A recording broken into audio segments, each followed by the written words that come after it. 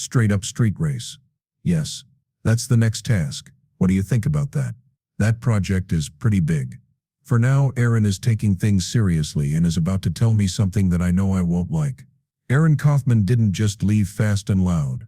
He got away from a lot of stress, broken dreams, and a fight in the garage. At the end, people were kicked out because of a fan picture. Let us open the garage door to a story that is so intense and personal that you won't believe who snapped next. The beard that left a mark and then disappeared. He just disappeared one day. Not any signs and goodbye stress. There was a big empty spot where Aaron used to be. Imagine watching TV and expecting to see the beard and the brain behind some of the coolest rides, only to find that he wasn't there anymore. It was like taking a bite of a burger and realizing the best part was missing. What a shock. What if I told you that the real reason he left was never caught on camera? He was more than just a part of the show. Aaron was the group's leader. When things were going crazy in the shop, he was the cool voice that kept things from getting out of hand. A big part of what made the show a hit was how he got along with Richard Rawlings. It wasn't just fast cars. It was about how well these two very different but perfect gearheads got along with each other. Their bond looked strong. They always built, joked, and made things happen on screen. Like brothers. People loved seeing them figure out problems, fix up junkers, and sometimes just mess around with greasy grins on their faces. There were no fights or public drama. There were just two people who knew how to work together. Just like watching some stuff, you can understand it. So how does the number system work? Does it matter what kind of turn you make or how fast you make it? That's why so many people were scared when he went missing. Before Aaron left the building, two other people also left. Jack Butler and Tom Smith. Both were good with tools and had their own fans. They added some fun to the show, and when they left, people looked at them funny. But when they left, it wasn't as big of a deal as Aaron's. It hurt more without him. He had become an important part of the show. It was quieter when Tom and Jordan said goodbye. Fans still felt like they had lost something. People became close to these workers and thought of them as long-distance friends. These are the kinds of guys you'd want to fix your car, and then hang out for a drink. There wasn't much noise when they came out.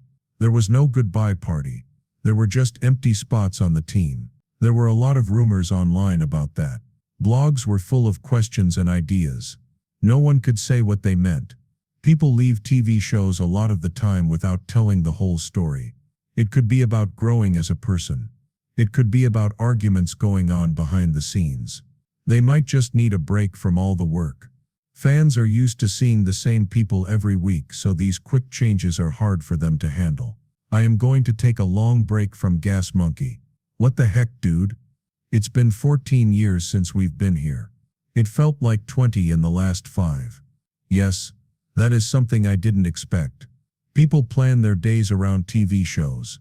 They feel like they know the people on the show, even if it's a reality show. Going back to Aaron, his leaving set off a full-on storm. The kind of change that makes fans fight online in the comments and start petitions. There was good reason for people to be angry. He wasn't just making cars, he was also making memories. He was liked because he could explain things well, was good at doing things, and seemed to be sure of himself. People began to guess. He seemed to be sick of the cameras. Are you worn out from shooting all the time? Does he want to have more say over what he made? At first, no official words were said, there was only quiet. The silence made things worse. People make up stories when they don't have enough information. The things you want in life. Set yourself up for the chance to come your way and be ready to take it if you can see where they're happening. Both literally and figuratively. Little parts of the puzzle started to fit together over time. Interviews gave hints of more serious reasons. Aaron likes having freedom. Freedom to make things, explore and get dirty, without anyone telling him what will get him the best scores. It's not always fun to work on a TV show. It's important to keep things interesting. There are deadlines and managers breathing down your neck. That much worry can kill even the strongest desire. Aaron had big plans. He didn't want to be confined. He was eager to make crazy things, try out new ideas and take chances. That was hard because of how the show was set up. You can only do so much when every show has to follow a certain pattern. Aaron needed some space to get some air. He didn't just go on vacation when he left. He started his own thing. A new show, a new garage, and a new book. He wasn't running away. He was running towards something. Something that looked a lot more like what he really saw. He began to learn a lot about unique builds. Things that most people didn't always get but were clear to someone who loves tools with personalities. He turned down safe options in favor of unique ones. Lots of rough edges, loud pipes, and big tires. It became more than just useful work for him. It turned into art. Fans then came. People cheered him on in his new adventures and kept asking him about his past. Fast and Loud kept going. But something wasn't there. There were new people there. There were new projects to work on. But that special sauce or spark from the beginning didn't taste the same. Episodes that didn't have Aaron felt different. The building still had the same name, but it felt different. It wasn't quite as exciting. It's like when the lead musician leaves a band and they still play. Still good, but nothing that stands out. For Aaron, things were going very well. He looked like he was more awake, excited, and in charge. He took chances. He made things that other people were afraid to try. His new plans were risky. Some didn't work, and some did. But they were all his. Every sweat drop, every weld, and every nut and bolt. All of it came from a deep love for the craft. He built not only a shop but also a whole personality around being real, coming up with new ideas, and being fiercely independent. Does it matter what kind of turn you make or how fast you make it? In a nutshell, your number system is like taking a corner off of a circle that gets bigger all the way around. From that point of view, he wasn't after fame. He was looking for happiness. It's something many people wish they could do, but not many do. People who have seen Fast and Loud since the beginning still talk about the early days. Not only do they watch old episodes again for the cars, but also because they like the way Aaron does things. Sure of themselves, focused, and paying close attention to the little things. It wasn't easy, but he made it look easy. He left the show. What came next, though, was even stranger. He left behind grease, guts, and the garage. It's not just that I miss seeing him on TV. It has to do with honoring the choice he made. It's hard to leave something big behind. When fans are counting on you and cameras are rolling, it takes guts. Aaron did it anyway. He went into the unknown because it made sense. He's not on the show anymore. Car fans and people who like fast builds still go to Fast and Loud. But for many, things aren't the same. That unique energy, that mix of calm concentration and wild creativity, left when Aaron did. Fast and Loud wasn't the end of his journey. The noise got worse. He is always changing his new projects. He's not afraid to try, fail, or be different. That's the kind of family history that lasts. Will he ever come back to the show? No one knows. It's possible that he will not do it. But his mark won't go away. He helped make the show what it was at its best. Each repeat and fan memory shows how important he was. Every kid who uses a wrench does so because they saw him do it on TV. Wait until you see what Aaron Kaufman went through after leaving Fast and Loud. It's crazy in ways you wouldn't expect. He didn't just take a break and disappear into the background, as some might have thought. Every part of his story is different, like a machine that was built from scratch. There are turns, curves, and bumps that would shake even the best rides. Aaron wasn't just another face in the shop from the start. He thought like a mechanic but felt like an artist. He saw more than just paint and parts when he looked at cars. He saw what could happen. He thought of the right tools for each build, like a puzzle, so he could put them together. It was like seeing someone draw something from a dream the way he did it. This dream was different though. It had wheels, horsepower, and a thunderous roar. People watching on TV might have thought that life in the Gas Monkey workshop was one big party that never ended. There were laughs, beers, high fives, and loud engines caught on camera. But some people didn't see what was under all that noise. Rules, due dates, and stress. It wasn't a garage where people could be creative. It felt more like a workshop, where everything was based on plan. Every job had a tight deadline, a list of things to do, and a producer who kept a close eye on everything. Aaron was unique, so he couldn't always fit into that box. He went along with it at first. He squished bolts, soldered frames together, and smiled for the camera. Over time though, he began to feel something itchy under his skin. That itch got worse every time he tried something new but was told it wasn't in the plan. Not to stick to molds but to break them. It was like every car was a blank palette for him, but he could only paint safe things on them. The thing that finally broke him wasn't a big fight. It was more like a long time of being angry. It would be weird to be around people who love speed but don't want to take the back roads. Every day it's just straight lines. You won't have to worry about me. It turned out okay. So I went to work for a company that was first called Hack Shack and then changed its name to Drop Zone. I did this for a number of years. Aaron didn't just want speed races. He liked bumps, curves, stories, and taking risks. It was one of the builds that made the difference. The time was running out for the team. Plans were getting hotter than a heater in the desert. Parts were not showing up on time. It felt like the end result was just a shadow of what it could have been from the beginning. Aaron looked around. First at the car, then at the grease on his hands. He knew right then that he couldn't keep going like this. He got his tools together, stepped outside, and didn't wait for praise. There was no big speech or blaming, just a quiet goodbye. He had oil on his shirt and a storm in his chest. After that, the garage felt different. Fans took notice. They began to wonder where the wizard with the beard had gone. The people there saw him as more than just a handyman. He was the beating heart. There was less warmth and authenticity in the world without him. It was just Richard Rawlings and an empty chair. He also had a lot of questions. They had been through a lot together. There were road trips, impossible schedules, and legendary builds. It was awful to lose a limb. He didn't wait around. He really did want to open his own shop. It was an order. A store where thoughts poured out like fuel and no one stopped at the typical red lights. The people he put together knew that real craftsmanship doesn't come with shortcuts. They made cars that could do more than just drive. They told tales. Every car Aaron owned became a symbol of what he stood for. Individuality, meaning, and freedom. You could see his mark on every turn, corner, and inch of it, whether it was a rough off-roader or a sleek street beast. The shop was more than just a place to work. It was a revolt with a twist. Aaron found a groove that felt good when he was away from the drama and attention of TV shows. There were some bumps in the road, of course. As a business owner, you have to deal with budgets, find parts, and make tough decisions from time to time. But even the hard parts were better because they were his way.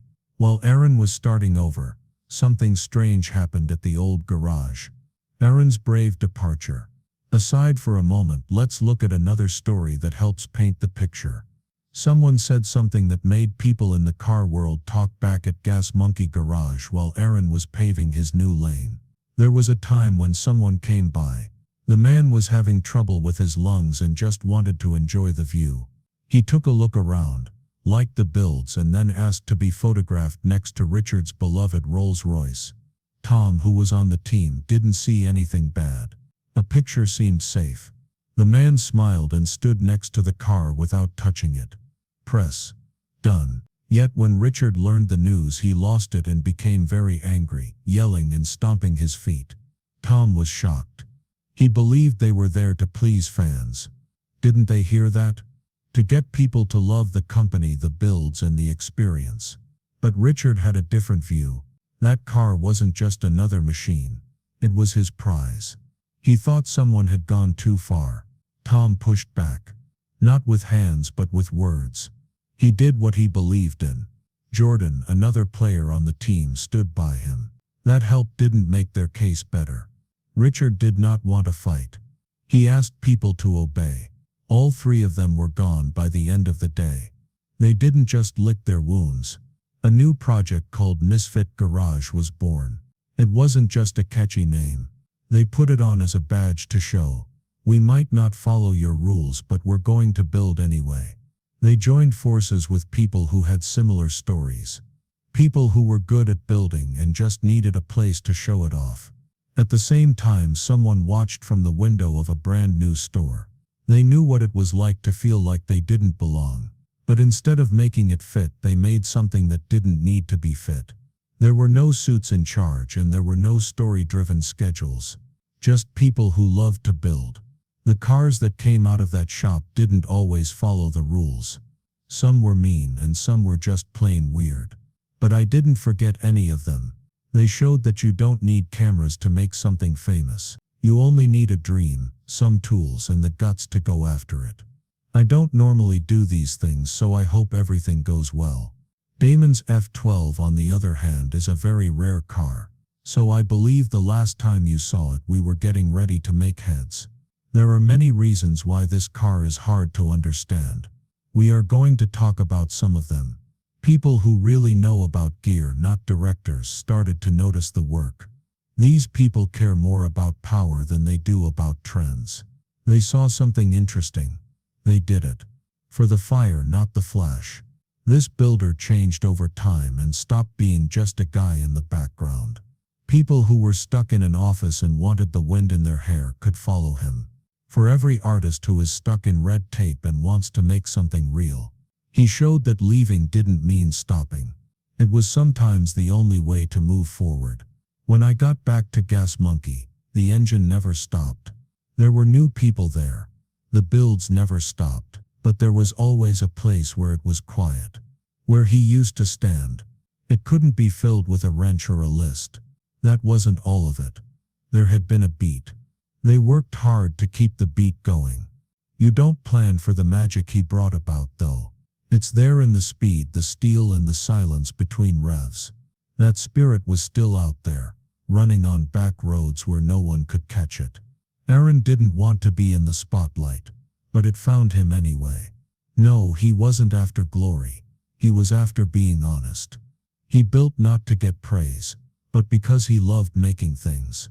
Every task, machine, and job he worked on became a part of his journey. When we look back, his leaving Fast and Loud wasn't the end of the story. That event marked the start of a huge movement, and a warning that you can always make your own way in a world full of rules and restrictions. No one told him not to. He only needed to see. The first job he had was in a small shop in Dallas. It wasn't much. It was very crowded. There were never enough tools, and the jobs were easy ones. Change the oil and fix the brakes. There was nothing that got my heart racing. My success rate was pretty good. Everything worked and we were getting the hang of things, or starting to understand that there was an air ride shop in town. Aaron knew he could do more and build better, but he didn't have the room or help to do so. He was fed up with being stuck like a race car. What did he want? The kind of builds that take months to finish were his dream. One-of-a-kind cars and tools that told a story. That wasn't possible on the show, though. It was like being told to use pencils to make a masterpiece. The due date kept getting closer and closer, no matter how hard he tried to add more. Aaron didn't give up. He didn't want to give up something he helped make. Richard gave him a chance when no one else would have, and he respected him for that. His work on things that didn't make him happy, though, began to wear him down. His mind went back to the time when he was young and had big dreams. That kid would be let down. When it got to that point, he spoke up. The group knew he was eager to work on new tasks. He told others about his thoughts so they could see what he saw. They were not on the same page, though. He wanted to make crazy, unique rides, but the team wanted rides that could flip and turn quickly. It made him feel like a square peg in a round hole. That's when he began to make up his mind about what to do. He should have left. It wasn't easy to leave, though. He built a name, had fans who cheered him on, and worked with friends. He didn't want to get angry and leave. He wanted to leave with class. He came up with a plan. He slowly and quietly began to think of ways to leave without upsetting anyone. When he finally said he was leaving, it hurt a lot. People who watched were shocked. Aaron was an important part of the show. It felt like something was missing without him. People began to wonder who might be able to replace him. The answer became clear over time. Not really anyone could. Aaron left at the height of his fame. Was it a good idea, or will he always feel bad about it? Please leave your thoughts below, and don't forget to like and follow.